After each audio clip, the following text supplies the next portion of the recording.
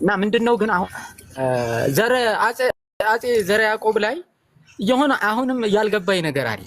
ያልገባኝ ነገር ምን መሰለህ? በእርግጥ አሁን እኛ ረፋዶን ራሱ አሁን ድሮን ነው ስዞር የነበረውና ዝም ብዬ አጋጣሚ ስገባና በጣም እየተወራ ያለውን ነገር ሳይ አንዳንድ ነገሮች ብዬ ልውጣ ብዬ ነው የገባሁት እንጂ ድሮን አለ አሁን እየዞረ ነው የነበረው። አሁን ራሱ ማለት ከ30 ደቂቃ በቃ ከመግባቴ ከ30 ደቂቃ በፊት ምናምን ነበር ከጧት ጀምሮ። እና ምን ልላችሁ ፈልጌ መሰላችሁ ሪከርድ የሆነው እንደዚህ የሆነው የሚለውን እግዚአብሔር ምስክሬ ነው። እኔ እርግጠኛ ሆኜ ነው ማቀርብላችሁ። የተመታ ነገር የለውም። በቃ እግዚአብሔር እያልኩኝ በእግዚአብሔር እኔ መረጃም ልሸፍን ምንም አይደለም። የመጀመሪያው በቃ ይሄን አስተካክሎ አልተመታም። አታሟርቱ ነው የምለው። ለምሳሌ እኛ በምንታገልበት እኔ ተወልጄ ያደግኩት ዋግምራ ሰቆጣ ነው።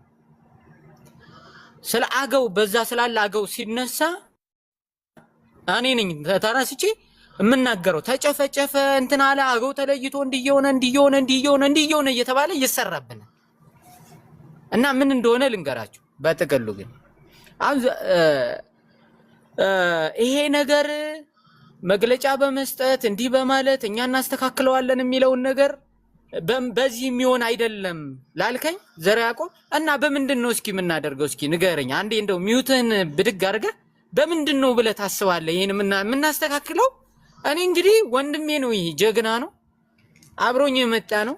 እየተዋደቅን ሲመቱብን እየተጓተትን ስመታ አዝሎኝ አቅፎኝ ከሞትኩም ጎትቶ አውጥቶ የሚቀብረኝ ነው። ይሄ ሰውዬ ጋር በሆነ ነገር ተጋጨን። ከተጋጨን በኋላ በምን መንገድ ነው መፍታት ያለብን? እኔና እሱ ባፈሙዝ ነው መፍታት ያለብን።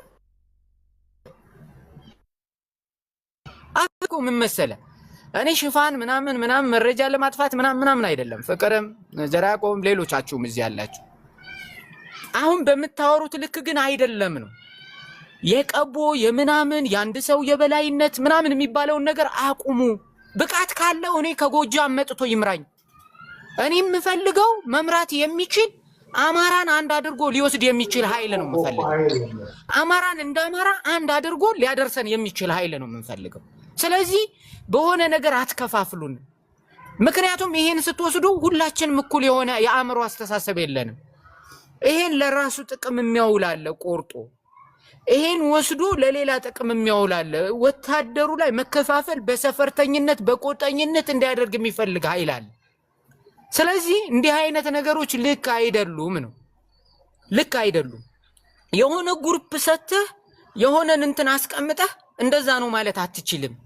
ለምሳሌ እኔ በግሌ እኮ እየነገርኩ ነው። እኔ ያለሁት ክፍለ ጦር ላይ ነው። ወደ ላይና ተብዬ ነበር አልፈልግም ብዬ ነው የተቀመጥኩት ክፍለ ጦር ላይ። ስለዚህ አንዳንድ ነገሮችን ስናወራ ማወቅ አለብን። ትክክል ነው። እኔ አሁን ዛሬ እንደዚህ ብያለሁ አይደል? ነገ ደግሞ በጣም ከፍቶኝ ከከፈልኩት ነገር ያደረኩ ካለውት ነገር ተነስቼ ምር ብሎኝ የሆነች የቅጽበት እንትን ሚዲያ ላይ ልታስወጣኝ ትችላለች። ያቺ በጣም እኔን የሚያቀኝ ሰው ይዟት ሊያብጠለጥል ይችላል። ግን አይደለም። ምንድነው ሰው በጣም በተናደድክ ጊዜ መወሰን የለብህም።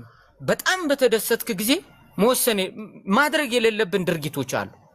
በጣም ደስታ በተፈጠረ ቁጥርና በጣም የሆነች ሀዘን ውስጥ በመጣች ቁጥር ምን ወስናት ውሳኔ ከባድ ነገር ታመጣለች። ያቺን ግን ኪፕ አድርገን ስንቆይ ወደ ትልቅ ነገር መድረስ እንችላለን። ስለዚህ አሁንም እኔ ዘረ ያዕቆብ ስታወሩ እኛ ልንወጣ ነው። ስታወሩ ማውራት አለባችሁ ብዬ የማስበው የኔ ነው።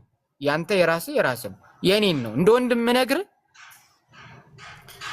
ነገሮችን ስታደርግ ማድረግ ያለብህ ብዬ የማምነው የሆነ ሰፈር ላይ ወስደህ አትወሽቀው ትግሉን ነው። የቀቦ ብለህ አታድርገው። እኛ የትም ድረስ እየሄድን ነው። የትም ድረስ ማለት ነው። አሁን በነገራችን ላይ አንተ የምትለው ኃይል እኮ እንዴ ከወሎ ቤተ አምሃራ ላይ እኮ ሆኖ እኮ ሸዋ ድረስ ገብቶ እኮ ተልኮ ፈጽሞ የመጣ ኃይል እኮ። ስለዚህ ይሄን ኃይል ወደ ታች ማውረድ ከባድ ነው። ነገሮችን ስናወራ ለከት አድርገን እንዴት እናስተካክል ወደሚል ብንመጣ መልካም ነው ለማለት ነው። አሁንም የሆነ ግሩፕ ላይ ነው ያለው። አሁን አንተ ቆይ አንዴ፣ አንተ አሁን እያሰብክ ያለው እኛ ለእናንተ ምንም ክብር የሌለ። በነገራችን ላይ የአንድ አካባቢ ስላጣ እኔም የዛ አካባቢ ተወላጅ ነኝ። ቆይ አንዴ ልጨርስ አንዴ። እኛ እያልን ያለ ነው እውነቱን እውነት ብላችሁ ችግራችሁን እንድትፈቱት እኮ እኛ ምን ፈልጋለን? እኛ እኮ አይደለንም ችግራችሁን የምንፈታው፣ ከታች ያላችሁት እራሳችሁ ናችሁ ተነጋግራችሁ የምትፈቱት። ግን ፍቅሩ ወጥቶ ይሄን እየተናገረ ይሄን ደግሞ እኛ መቃወም አንችልም ማለት አይደለም። የአንድ አካባቢ ያልነበት ምክንያት የራሳችን ምክንያት አለን። በአማራ ፋኖ በወሎ አመራሮቹ አጠቃላይ የአንድ ሰፈር ናቸው።